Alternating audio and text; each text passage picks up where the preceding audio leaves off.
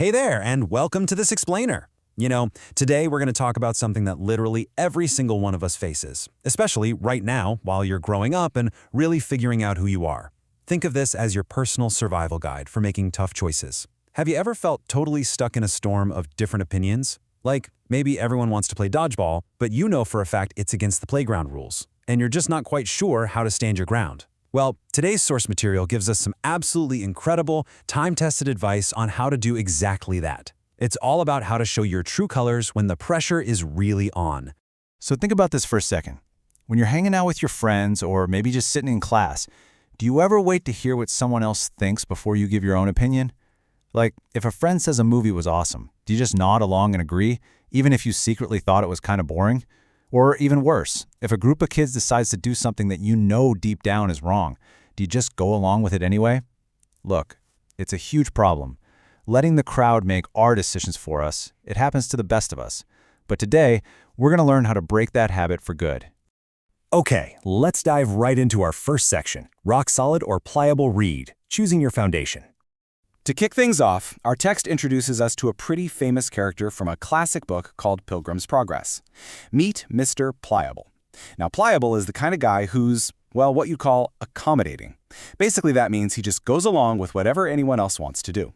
He's super nice, he always wants to please everybody around him, and he absolutely never wants to cause any trouble. But there's a massive problem with Mr. Pliable. He has absolutely zero willpower.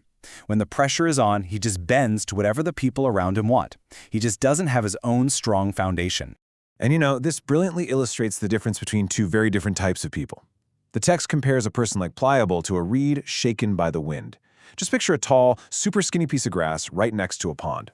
When the wind blows to the left, the reed bends left. When the wind blows right, it bends right. It literally has no choice. Trying to go two ways at once, it's a total trap.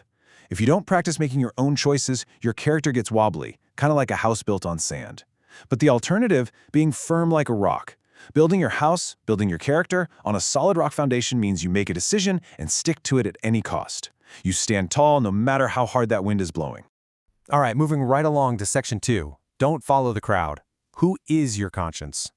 So the text gives us this really powerful quote. It says that for many people, their natural inclination is to allow another to be a conscience for them. Do you know what that actually means? Well, your conscience is that little voice inside your head that tells you what's right and what's wrong. So when you allow someone else to be your conscience, you are basically handing over your brain to them. Crazy, right? You just wait until they speak and then you repeat exactly what they say. You wait to see how they act and then you act exactly like they do. You're literally letting someone else drive the car of your life. And listen, blending into the crowd like that is incredibly dangerous. First off, you're constantly swayed by others, just tossed around by every single current. Second, when you're finally put in a situation where you actually have to think for yourself, you don't dare express a decided opinion because frankly you're too scared. And third, it turns you into a weakling. The text even brings up Aaron from the Bible, Moses' own brother. I mean, Aaron had a ton of ability and talent, but when the crowd pressured him, he caved right in. It's such a tragedy when people with so much potential turn into weaklings simply because they're afraid to stand on their own 2 feet. Which brings us to section 3, time to show your colors. What is moral independence? So the absolutely crucial point here is really understanding this big phrase, moral independence. What does it actually mean? Well, it means showing an inflexible purpose to do right simply because it is right. And by inflexible, I mean it cannot be bent or broken.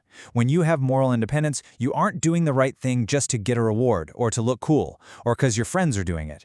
You're doing the right thing because your internal compass tells you it's the right thing to do, period, no matter who's watching. And the text tells us something I really want you to remember forever. Don't be afraid to be singular. Now, singular means unique, one of a kind, or different. Sometimes society, or maybe your classmates, might call you weird or singular for not going along with a bad idea. But let me tell you, being singular for standing up for your principles, that isn't something to be embarrassed about at all. It is incredibly brave. We really have to free ourselves from the whole trap of just wanting to fit in. Okay, so how do we actually do this? The source gives us 3 clear steps. Step 1, keep the conscience tender. That just means paying super close attention to your sense of right and wrong so you can hear even the faintest whisper of the truth. Step 2, show your colors. Don't hide what you believe. Just like a ship raising its flag for everyone to clearly see, let people know exactly where you stand. And step 3, fix your eyes on Jesus, who modeled perfectly how to live this way. Let's look at that a bit closer in Section 4. Jesus is the ultimate guide. Who to imitate. Now, the text gives a pretty strong warning right here. If you don't lean wholly on God's strength and instead just bounce around based on what other humans think, you become super vulnerable. You become what the text calls the sport of Satan's temptation, which basically means you become an easy toy to play with. You see, temptation rarely looks like some scary monster. Sometimes it disguises itself to look totally normal or even good. But if you aren't firmly planted in what's right, you become an easy target to be pushed right into doing the wrong thing. To defend against this, the text points us to a famous verse from Proverbs chapter 4, verse 25. Let thine eyes look right on, and let thine eyelids look straight before thee. This is all about extreme focus. When you're walking the right path, you really shouldn't be looking left and right to see if the crowd is clapping for you or laughing at you. You need to keep your eyes fixed straight ahead, asking at every single step, is this the way of the Lord? If you do that, you'll never be left to face those temptations alone. So this presents us with a very, very clear choice. On one side, you have imitating men. That means leaning on human opinions, allowing others to be your conscience, and swaying like that skinny little reed in the wind. On the other side, you have imitating Christ. That means growing strong in God's strength, showing true moral independence, and standing firm like a house built on a rock. You really can't do both at the same time.